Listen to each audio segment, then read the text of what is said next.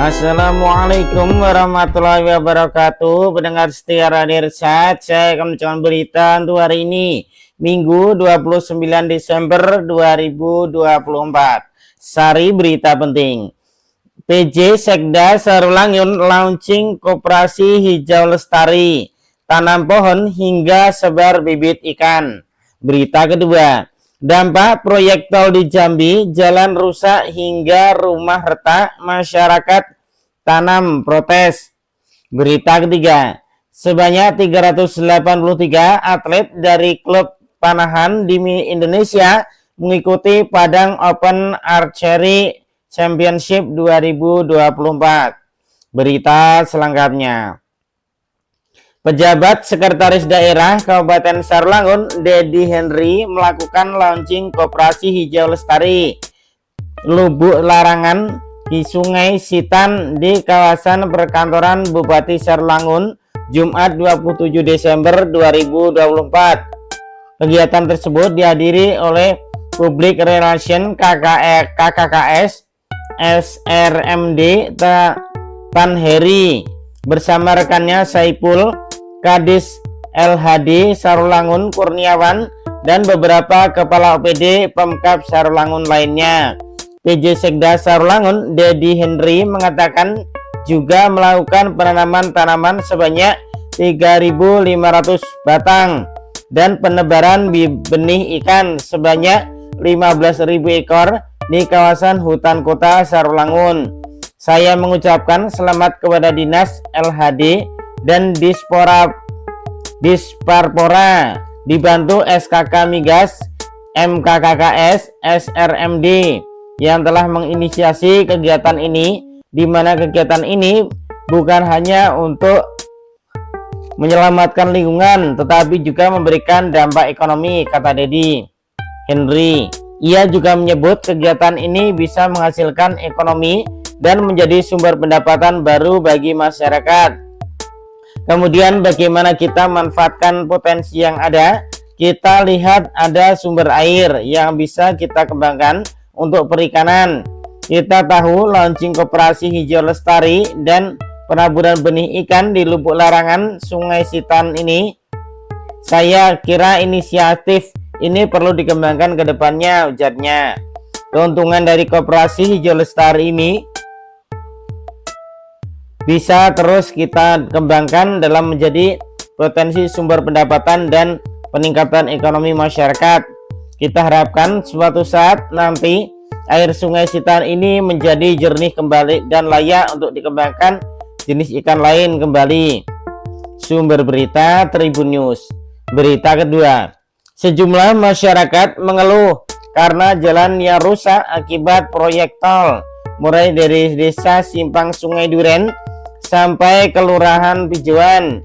Masyarakat desa Simpang Sungai Duren, Kecamatan Jambi Luar Kota, Muaro Jambi misalnya, mereka mengeluh karena jalan yang rusak yang ditimbulkan oleh aktivitas mobil proyek jalan tol Seksi 4. Keluhan masyarakat tersebut diungkapkan Kepala Desa Simpang Sungai Duren, Yusnadi, saat ditemui di kantornya Jumat 27 Desember 2024 kemarin.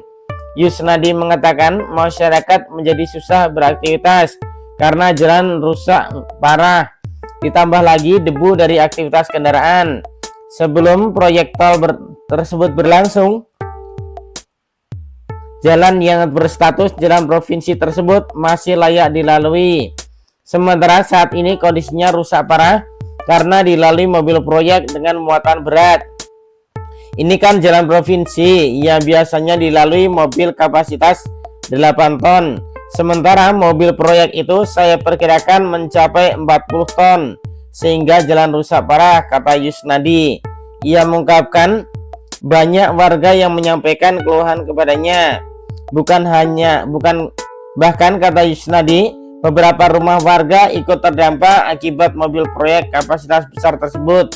Dampak yang terjadi seperti keretakan pada rumah-rumah warga di sekitar jalan yang dilalui angkutan material proyek tol tersebut. Ada sekitar 12 rumah yang mengalami retak di RT 04 karena aktivitas mobil proyek itu. Rumah-rumah itu berada di pinggir jalan, ungkapnya. Yusnadi mengatakan pihaknya telah berupaya berkoordinasi dengan pihak Hutama Karya Instruktur HKI sebagai pelaksana pembangunan proyek jalan tol tersebut. Selain itu, ke anggota Dewan Kabupaten, Provinsi, dan DPRD RI, tapi di lapangan belum ada perubahan, katanya. Pantauan media, jalan yang dilalui oleh proyek tol tersebut mengalami rusak parah. Selain banyak terdapat jalan berlubang, tampak pula jalan tersebut yang retak akibat mobil bermuatan berat. Terdapat pula keluhan masyarakat yang dituliskan dalam sebuah poster besar berwarna merah putih. Keluhan itu berbunyi, "Tolong perhatikan masyarakat, di jalan yang mengalami rusak parah terdapat pihak HKI yang sedang bekerja memperbaiki jalan menggunakan sebuah alat berat." Lain lagi di Desa Pematang Gajah, Kecamatan Jambi Luar Kota, Muaro Jambi. Warga mengeluh rusaknya batok tanah dan sawit akibat proyek tersebut. Beberapa warga yang sudah menyampaikan isi hatinya, mulai dari menyampaikan keluhan hingga masang plang. Selain menampangkan tulisan, "Tolong perhatikan masyarakat", upaya masyarakat menyampaikan juga dilakukan dengan cara menanam pohon pisang. Pada hari Rabu tanggal 25 Desember 2024 pagi, masyarakat RT 17 Dusun Leban Karas, Kelurahan Pijuan, Muaro Jambi menanam pohon pisang di tengah jalan berlubang yang ada di wilayahnya.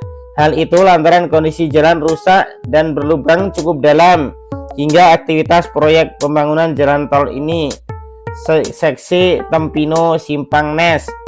Sampai saat ini kondisi jalan Nes mengalami kerusakan, khususnya titik-titik yang dilalui angkutan muatan besar. Muji, warga RT 17, memasang pohon pisang tersebut agar pengemudi dapat lebih pelan mengendarai kendaraannya di lokasi tersebut. Muji mengatakan akibat lubang besar yang ada di jalan Nes tersebut, banyak kecelakaan yang terjadi. Inisiatif dari masyarakat, karena malam pasti ada kecelakaan, ujarnya pada hari Rabu tanggal 24 Desember 2024. Ia mengatakan bahwa selain karena rusaknya jalan, kecelakaan juga terjadi akibat minimnya pencahayaan di lokasi tersebut. Muji berharap pemerintah dapat memberikan solusi atas persoalan ini. Media berupaya mengkonfirmasi pihak HKI ke kantornya di Simpang Sungai Duren dan mengkonfirmasi lewat pesan WhatsApp kemarin, tapi hingga berita ini dibuat belum ada respon. Sumber berita Tribun News. Berita ketiga, kejuaraan Padang Open Archery Championship tahun 2024 digelar di lapangan sepak bola Cubada PT Semen Padang, Sabtu 28 Desember 2024. Pejabat PJ Wali Kota Padang, Andre Algamar, membuka event ini dengan melakukan tembakan panah pertama. Andre mengungkapkan bahwa kejuaraan ini menjadi momentum penting bagi Kota Padang dalam memajukan olahraga panahan sekaligus mempertemukan para atlet dari berbagai daerah. Panahan bukan hanya olahraga, tapi seni, konsentrasi, ketepatan, dan fokus. Kota Padang telah menunjukkan keseriusannya dalam membina olahraga ini, dengan banyak klub panahan bermunculan mulai dari pelajar hingga dewasa. Ini bukti nyata bahwa panahan telah menjadi bagian penting dari aktivitas identitas olahraga di Padang, ujar Andre.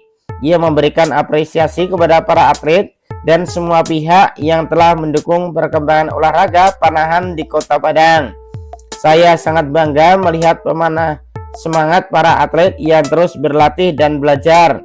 Event ini adalah wadah penting untuk meningkatkan pengalaman bertanding sekaligus membangun mental juara. Kita berharap Padang Open Archery Championship 2024 melahirkan lebih banyak atlet berprestasi yang mampu membawa nama Kota Padang ke tingkat nasional bahkan internasional, ujar Andre. Ketua Umum Perpani Kota Padang, Anton Wijaya, mengatakan bahwa kejuaraan ini diikuti oleh sebanyak 383 atlet dari berbagai klub panahan di Indonesia. dengan tema berkolaborasi menuju prestasi. Anton berharap kejuaraan Padang Open Archery Championship 2024 dapat menjadi sarana strategis untuk mengembangkan potensi para atlet. Anton menyebutkan kategori lomba mencakup standar nasional pemula yaitu SD, U9, U12, dan U15, rekurve U12, U15 dan umum, barebau U15 dan umum, hingga kompon umum.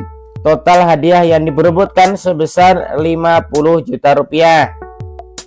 Kita ingin motivasi para atlet untuk memberikan performa terbaik, sekaligus menjadi ajang ini menjadikan sebagai pengalaman berharga untuk karir mereka ke depan, beber Anton. Ia mengapresiasi semua pihak yang telah mendukung terselenggaranya kejuaraan ini, mulai dari Pemko Padang, KONI Kota Padang, PT Semen Padang, para sponsor lain, serta anggota DPRD Kota Padang, Rustam Effendi, yang turut memberikan dukungan melalui dana pokir. Sumber berita Langgam. Demikian berita untuk hari ini. Terima kasih atas perhatian Anda. Wassalamualaikum warahmatullahi wabarakatuh.